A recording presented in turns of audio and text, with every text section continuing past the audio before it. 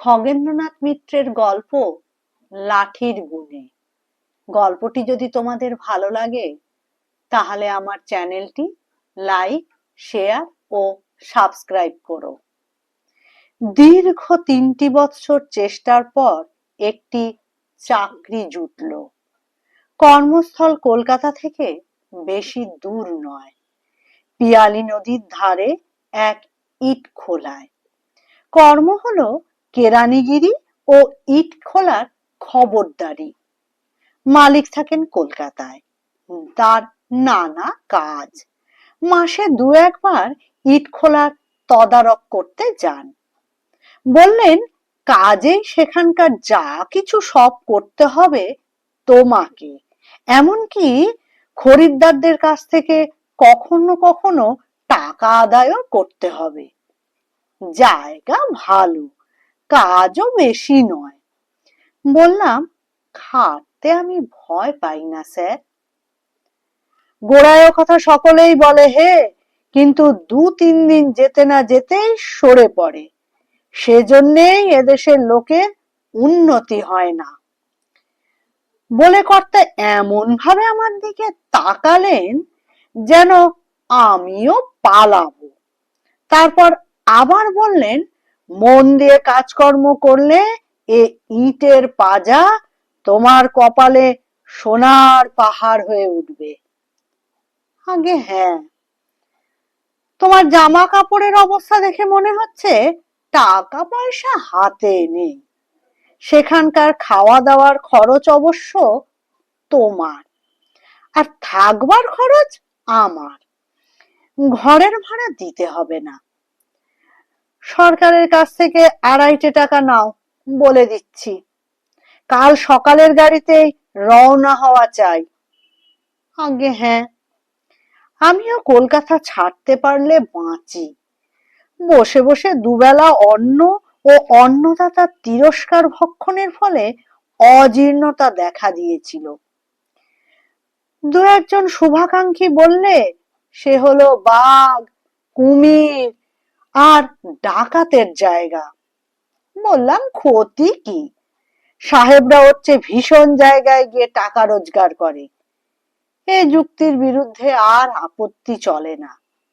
পরের দিনই সকালের গাড়িতে 2.5 টাকা সম্বল করে একটি ছোট টিনের বাক্স ও ছোট একটি বিছানা নিয়ে রওনা হলাম, এবং বোঝা দুটি পালা করে স্বহস্তে ও স্বকন্ধে বয়ে ইট খোলায় যখন পৌঁছলাম, বেলা তখন দুপুর। ছোট নদী, তার ধারে 5-6টি পাঁজা। সেগুলোর একধারে একখানি খড়ের ঘর। ঘরখানার বেড়া চাটাইয়ের, ধারিপাশ উঁচু, সামনে 1.5 হাত চওড়া বারান্দা। বারান্দায় বসে 2টি লোক কলকে টানছিল। আমি পরিচয় দিতে দুজনে মুখ চাওয়াচাওয়ি করে প্রায় একই সঙ্গে বলে উঠল, এই ঘর, যান। আমরাও এই খোলারই লোক। বারান্দায় উঠবার জন্য 3টি তালের গুড়ি পৈঠার মতো করে বাঁশ দিয়ে বাঁধা ছিল। তার উপর দিয়ে বারান্দায় উঠে ঘরে ঢুকে দেখি একধারে একটি বাঁশের খালি মাচা, তার উপরে বেড়ার গায়ে একটি চৌকো জাফরি দেওয়া ফোকর বা জালনা। ঠিক তার উল্টো দিকে তেমনি ধরনের আরেকটি ফোকর। তার নিচে ছিল একটা কলসি, একটা পোড়া হাঁড়ি ও 1 বোঝা কাঠ। সেগুলো থেকে 1 হাত 3 দূরে ছিল একটি উনুন। শরীর ক্ষুধা, তৃষ্ণা ও পথশ্রমে ক্লান্ত হয়ে পড়েছিল। আহার্য প্রস্তুতের উপায়গুলি দেখে শরীর যেন আরো ক্লিষ্ট হয়ে পড়ল। মাচার উপর বিছানাটি ও টিনের বাক্সটি রেখে ফিরে দেখি ঘরের দরজায় সেই লোক দুজন দাঁড়িয়ে দাঁড়িয়ে আমার কাজকর্ম লক্ষ্য করছে। বললাম, বাপু, একটু জল খাওয়াতে পারো? তারা একগাল হেসে বলল, হে হে হে, জল এখানে কোথা? কিরকম?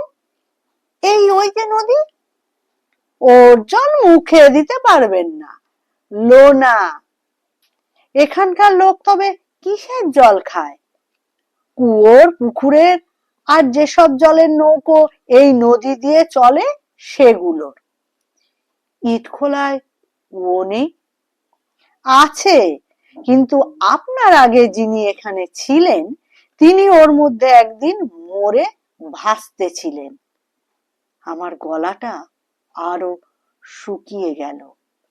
একটু সাহস এনে জোর করে বললাম, কি করে তিনি মারা গেলেন? দুষ্ট লোকে খুন করেছিল। আমার হাত পা কাঁপতে লাগলো। বললাম, কাছে গাঁ কি বাজার তো আছে? 2 ক্রোশের মধ্যে নেই। বহু গল্পে গ্রামের মুদির দোকানে রাত কাটানোর কথা পাঠ করেছি। আশা ছিল, স্বপ্নও ছিল, কিছু না হলে অন্তত মুড়ি মুড়কি খাবো, মুদির দোকানে রাত কাটাবো। যে রামায়ণ মহাভারত কখনো পড়িনি, মুদির মুখে তা শুনতে শুনতে ছাড় পোকা ভরা ছেঁড়া মাদুরে শুয়ে ঘুমিয়ে পড়ব।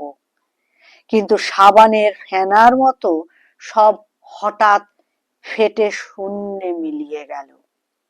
বললাম, এখন উপায়? ওই কলসিটায় 1 কলসি জল।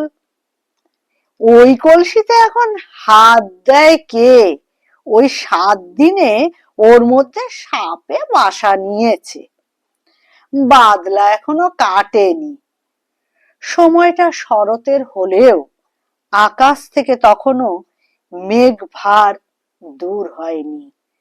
সেদিনও পথে আসবার সময় 1 পশলা বৃষ্টি হয়েছিল।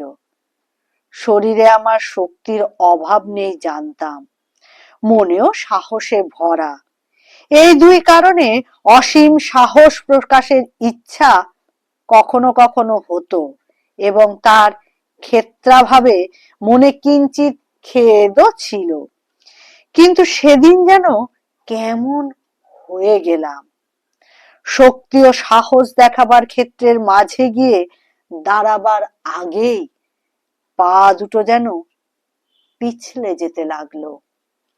মাচার উপর উঠে পা ঝুলিয়ে বসে বললাম, তোমাদের দেশে এলাম, জল না খেয়ে তোমাদের সামনে শুকিয়ে মরবো? একজন বললে, তাই কি আর করবেন? আলাপটা জমিয়ে তাদের ভিজিয়ে নেওয়ার জন্য বললাম, তোমাদের নামটা তো বললে না? একজন বললে মটরা, অপরজন ভূষ্ণ। ভূষ্ণ বললে, এই ঘরে আজ রাতে থাকবেন কি করে? কেন? এর দরজায় ঝাঁপ নেই, রাতের বেলা কুমির ঢুকবে। ঘরে কুমির ঢুকবে? হ্যাঁ, সেবার একটাকে খেয়েছিল। রাতের বেলা ওরা জল থেকে উঠে কুলে লুকিয়ে থাকে শেয়াল খাবার জন্যে। মানুষের ঘর দরেও উঠে যায়। বলে সে আমার সামনে এসে উবু হয়ে বসলো। এবার আমার নজর পড়লো তার হাতের বাঁশির লাঠিখানার দিকে। পেকে লাল হয়ে গেছে। মটরা বললে, যাই একটু জলের জোগাড় দেখি গে। ভূষ্ণ, যাবি? ভূষ্ণ উঠবার উপক্রম করতেই বললাম, ও আসুক, তুমি ততক্ষণ বসো। মটরা চলে গেল। বাইরে এতক্ষণ রোদ ছিল, হঠাৎ মেঘের আড়ালে সূর্য ঢাকা পড়ে কেমন একটু অন্ধকার নেমে এলো। শরীরে আমার যে ক্লান্তি ছিল এবং তৃষ্ণা অনুভব করছিলাম, কেন জানি না কিছুক্ষণ থেকে তার তেমন বুঝতে পারছিলাম না। বললাম, ভূষণ, তুমি থাকো কোথায়? এই দিকে বলে হাত দিয়ে সে আমার মাথার দিকটা দেখিয়ে দিল। এখান থেকে কত দূর? 3 ক্রোশ। 3 ক্রোশ? খোলা তো বন্ধ, কিন্তু তুমি কেন এখানে এসেছিলে? খবর নিতে। মটরা কতদূর জল আনতে গেল? ওর কথা বাবু, শালা শয়তানের রাজা হয়তো আর আসবেই না। এদিকে জল কোথা? বেলা ততক্ষণে আরো পড়ে এসেছিল, সেই জন্য বাইরের ছায়াতে আর একটু ঘোর, ঘরের ছায়া আর একটু কালো হয়ে উঠল। ভূষ্ণ আবারও বললে, আপনি বিছানা পেতে শুয়ে পড়ুন এই বেলা। সঙ্গে টাকা কড়ি নেই তো? তার চোখের চাহনি যেন আর একটু রুক্ষ হয়ে উঠেছে। লালচে ভাবটাকে মাঝে মাঝে বোধ হচ্ছে লাল। বললাম না, টাকা কড়ি কিছু নেই। তার মুখে অবিশ্বাসের হাসি ফুটে উঠল। সে এদিক ওদিক তাকিয়ে বলল, যাই বাবু, সন্ধে হয়ে এলো, পথঘাট ভালো নয়, ঝড় জলও আসতে পারে, অন্ধকার রাত, কাল আবার আসবো। মনে পড়ে গেল সঙ্গে আমার আলো নেই, কেবল আছে একটি ছোট টর্চ। এই জনবিরল নদীর তীরে এই ঘরে অন্ধকারে কি করে একা রাত্রি কাটাবো? বললাম, ভূষণ, তুমি আজ এখানে থাকো না। সে হয় না বাবু, ঘরে আমার কেউ নেই, আমারও তো খিদা তেষ্টা আছে।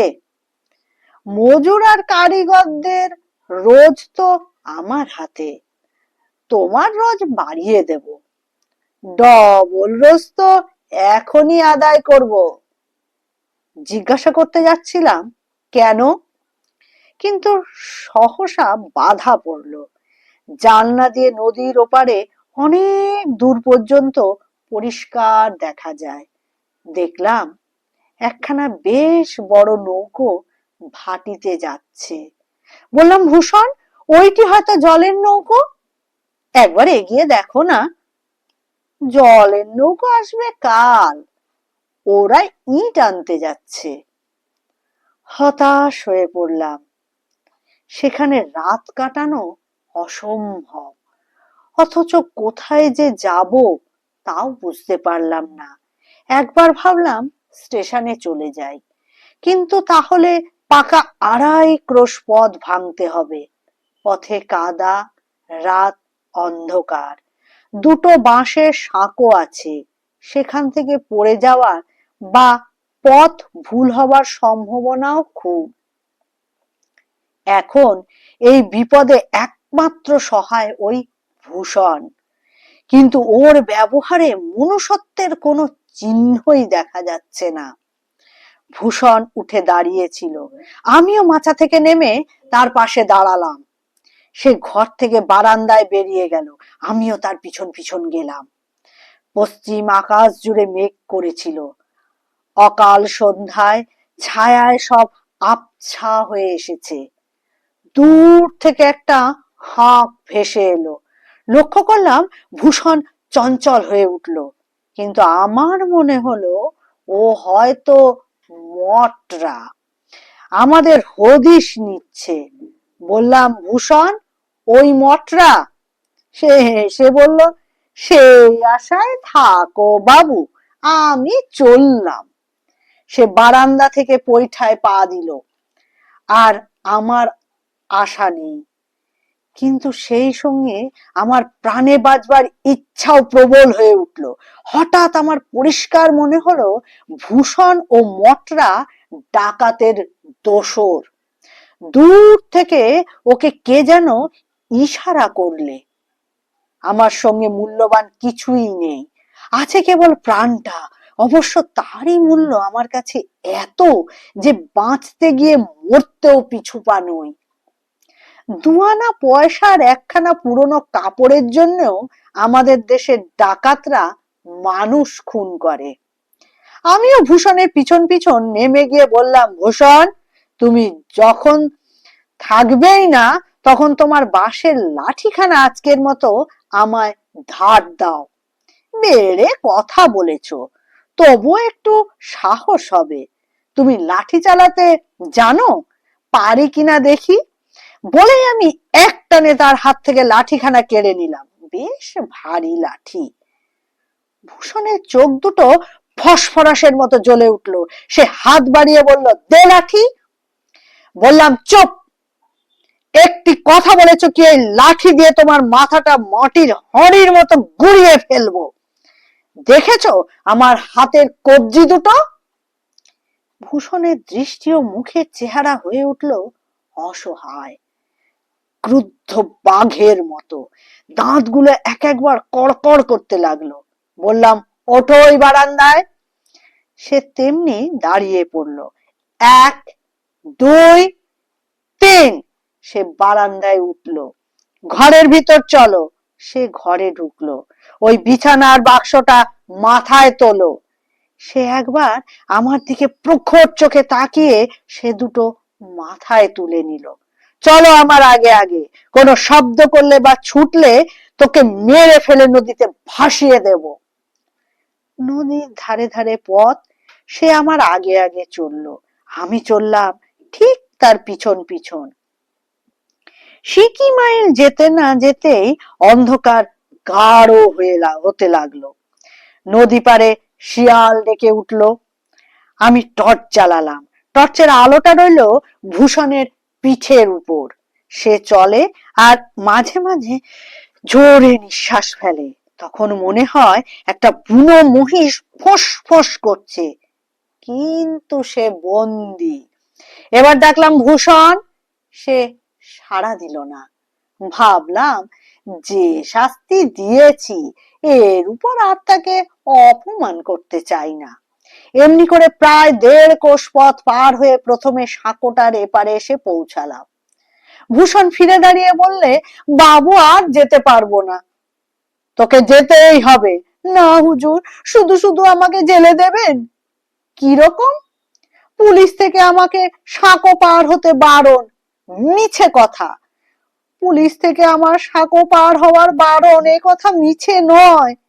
ওই যে থানায় আলো জ্বলছে, আমি যাব না।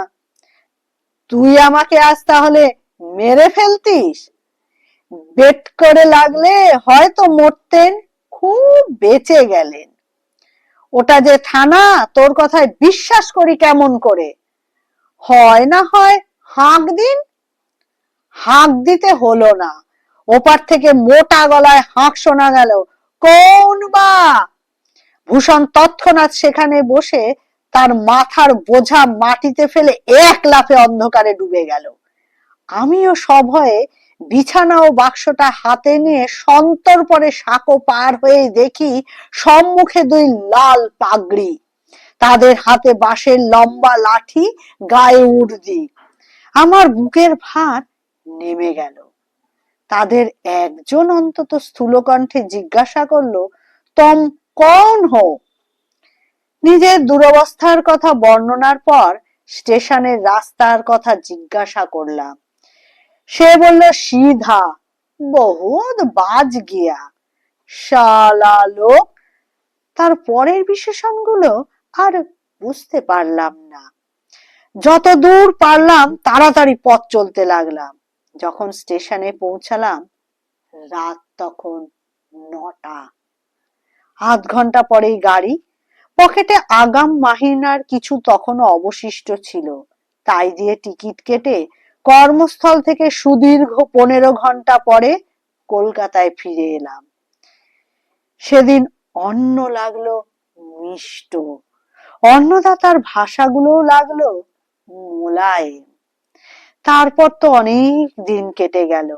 ইটের পাজার মালিকের দেওয়া সেই আগাম 2.5 টাকা থেকে মাসিক 18 টাকা হিসেবে 31 দিনে মাস হলে একদিনের মাহিনা কেটে নিয়ে বাকি টাকাটা আর ফেরত দেওয়া হয়নি, তা খরচ হয়ে গেছে। সেই ইটের পাজাগুলো কার কপালে সোনার পাহাড় হয়ে ঠেকেছে তাও জানি না। কিন্তু ভূষণের সেই পাকা বাঁশের লাঠিখানা আজও আমি যত্ন করে রেখেছি।